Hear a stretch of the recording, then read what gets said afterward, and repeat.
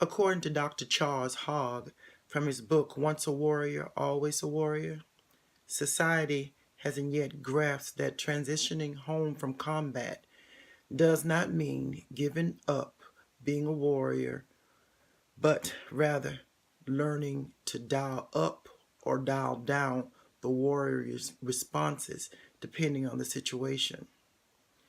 Dr. Hogg further states, although post-traumatic stress disorder, which is commonly called PTSD, is considered a mental disorder, it's actually a physical condition that affects the entire body. PTSD is full of contradictions.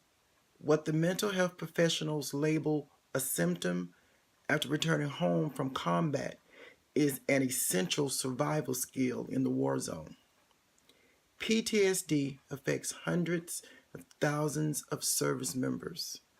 According to Jamie Fredakis and Paul Torillo of the Journal of Counseling and Development, a large study of veterans in primary care found that 11.5% met diagnostic criteria for PTSD using the clinician-administered PTSD scales. Note, these individuals weren't there seeking a diagnosis for PTSD. They hadn't mentioned it. This was what was found by their primary care physicians. The highest rates of PTSD in this sample were found among veterans aged 45 to 54, which was 20.8%. Veterans with PTSD were also 3 times more likely to have additional mental disorders. My husband's journey began in 1999, which is when I noticed he was having more and more anger episodes.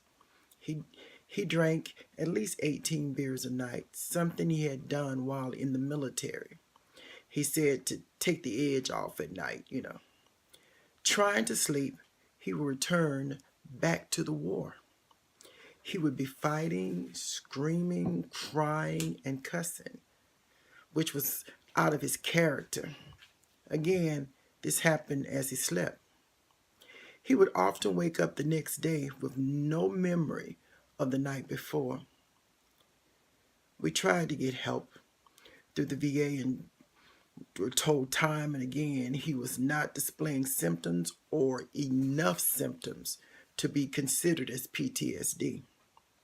He became less sociable and started avoiding crowds and only spending time with the immediate family. After a lot of convincing, I was able to persuade him to put in his paperwork after paperwork, year after year, until finally he was able to speak to a professional who referred him to a psychiatrist because my husband needed more help beyond what the individual that the VA had assigned us to was able to give. Talking about the war, what he saw and experienced was the problem.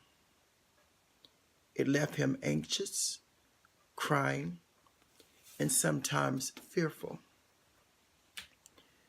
The one thing he told me as to why he didn't seek help was he didn't want to be called or people to call him crazy. He would tell me often, babe, I'm not crazy. People are going to look at me if I'm seeing a psychiatrist and say, yeah, he crazy, something wrong with him. And that's the fear of a lot of veterans. PTSD is real. Some say, well, they just want to get a paycheck. That's why they're saying they're displaying these symptoms. While in a few cases, this might be true, but in most, it is not. I'm here speaking on behalf of all those individuals who are suffering and who have suffered some type of post-traumatic stress disorder, who are in need of help, who are afraid of the stigma of being called crazy, who refuse to even acknowledge to anyone other than themselves that there is a problem. More research needs to be done. This is something we could all get involved in by writing our congressman or our local or county officials. You know, a lot of suicides happen because veterans are denied care or they're not being believed when they seek the help. And that's another reason why a lot do not seek help, because when they try to get it, it's told, you know what, suck it up.